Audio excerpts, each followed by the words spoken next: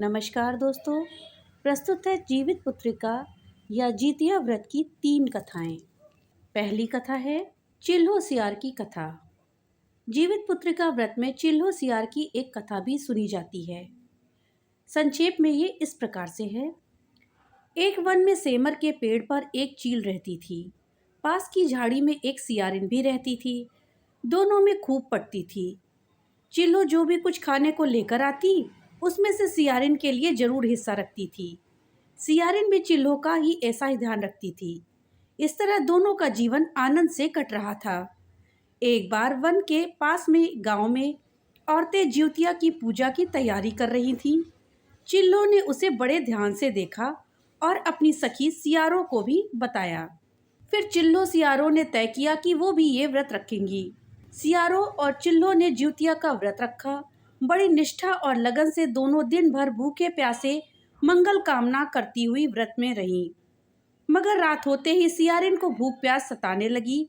जब बर्दाश्त न हुआ तो जंगल में जाके उसने मांस और हड्डी पेट भर के खा लिया। चिल्लो ने हड्डी चबाने के कड़कड़ की आवाज सुनी तो पूछा, ये कैसी आवाज है? सियारिन ने कह दिया कि बहन भूख के मारे पेट में गुड़गुड़ हो रही है। यह उसी की आवाज है।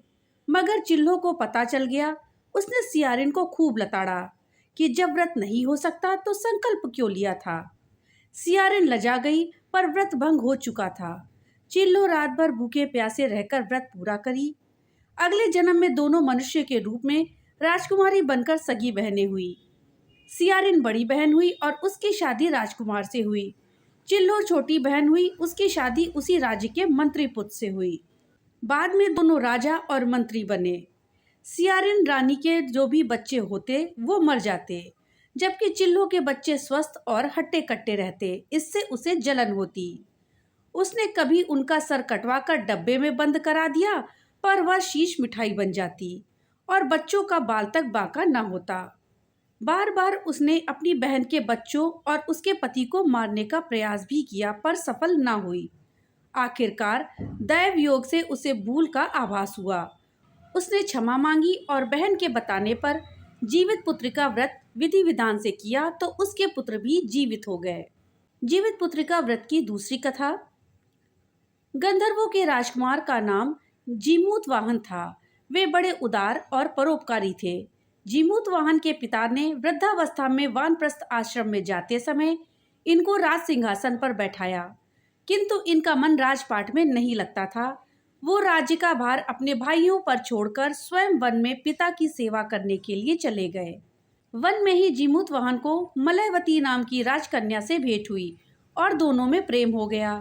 एक दिन जब वन में भ्रमण करते हुए जीमूत वाहन काफी आगे चले गए, तब उन्हें एक वृद्धा विलाप करते हुए दिखी। पूछने पर वृद्धा ने रोते हुए बताया, मैं नागवंश की स्त्री हूँ। मुझे एक ही पुत्र है। पक्षीराज गरुड़ के कोप से मुक्ति दिलाने के लिए नागों ने यह व्यवस्था की है कि वे गरुड़ को प्रतिदिन भक्षण हेतु एक युवा नाग सौंपते हैं। आज मेरे पुत्र शंखचूड़ की बलि का दिन है। आज मेरे पुत्र के जीवन पर संकट है और थोड़ी देर बाद ही मैं पुत्र विहीन हो जाऊंगी। एक स्त्री के लिए इससे बड़ा दुख क्या होगा कि उसके जीते उसका पुत्र ना रहे। जीमूत वाहन को यह सुनकर बड़ा दुख हुआ। उन्होंने उस वृद्धा को आश्वस्त करते हुए कहा, डरो मत, मैं तुम्हारे पुत्र के प्राणों की रक्षा करूंगा। आज उसके स्थान पर मैं स्वयं अपने आप को उसके लाल कपड़े में ढककर वध्यशिला पर लेटूंगा, ताकि गरुड़ मुझे खा जाए, पर तुम्हारा पुत्र बच जाए। इतना कहकर जीमूत वाहन ने शंखचूड़ के हाथ से लाल कपड़ा ले लिया और वे उसे लपेटकर गरुड़ को बलि देने के लिए चुनी गई वध्यशिला पर लेट गए। नियत समय पर गरुड़ बड़े वेग से आए और वे लाल कपड़े में ढके जीमूत वाहन को पंजे में दबोचकर पहाड़ के पीछे शिखर पर जा बैठ गए। गरुड़ ने अपनी कठोर चोंच का प्रहार किया और जीमूत वाहन के शरीर से मांस का बड़ा हिस्सा नोच लिया। इसकी पीड़ा से जीमूत वाहन की आंखों से आंसू बह निकले और दर्द से कराहने लगे। अपने पंजे में जकड़े प्राणी की आंखों में से आंसू और मुंह से कराह सुनकर गरुड़ बड़े आश्चर्य में पड़ गए, क्योंकि ऐसा पहले कभी नहीं हुआ था। उन्होंने जीमूत वाहन से उनका परिचय पूछा। जीमूत वाहन ने सारा किस्सा कह सुनाया। कि कैसे एक स्त्री के पुत्र की रक्षा के लिए वो अपने प्राण देने आए हैं। आप मुझे खाकर भूख शांत करें। गरुड़ उनकी बहादुरी और दूसरे की प्राण रक्षा के लिए स्वयं का बलिदान देने की हिम्मत से बहुत प्रभावित हुए। उन्हें स्वयं पर पछतावा होने लगा।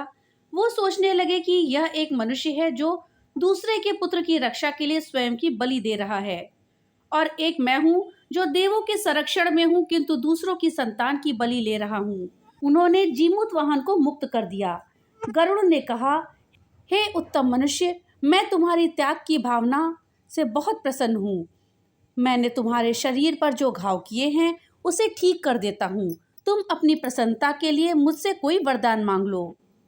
राजा जीमूतवाहन ने कहा कि हे पक्षीराज, आप तो सर्वसमर्थ हैं। यदि आप प्रसन्न हैं और वरदान देना चाहते हैं तो आप सांपों को अपना आहार बनाना छोड़ दें। आपने अब तक जितने भी प्राण लिए हैं उन्हें जीवन प्रदान करें।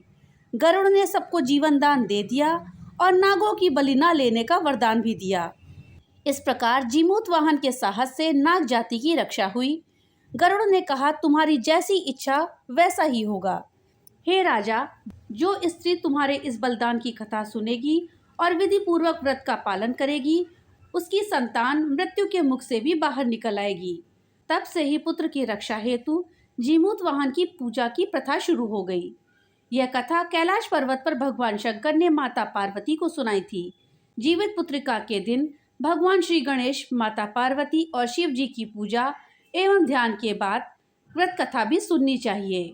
जीवित पुत्रिका व्रत की तीसरी कथा। यह कथा महाभारत काल से जुड़ी हुई है। महाभारत युद्ध के बाद अपने पिता की मृत्यु के बाद अश्वत्थामा बहुत ही नाराज था और उसके अंदर बदले की आग तीव्र थी। इस कारण उसने पांडवों के शिविर में घुसकर सोते हुए 5 लोगों को पांडव समझकर मार डाला था। लेकिन वे सभी द्रौपदी की 5 संतानें थीं। उसके इस अपराध के कारण उसे अर्जुन ने बंदी बना लिया और उसकी दिव्य मणि छीन ली। इसके फलस्वरूप अश्वत्थामा ने उत्तरा की अजन्मी संतान को गर्भ में मारने के लिए ब्रह्मास्त्र का उपयोग किया, जिसे निष्फल करना नामुमकिन था। उत्तरा की संतान का जन्म लेना आवश्यक था। इस कारण से भगवान श्री कृष्ण ने अपने सभी पुण्यों का फल उत्तरा की अजन्मी संतान को देकर उसको गर्भ में ही पुनः जीवित किया। गर्भ में ही मरकर जीवित होने के कारण उसका नाम जीवित पुत्रिका पड़ गया और आगे जाकर यही राजा परीक्षित बने। तभी से इस व्रत को किया जाता है।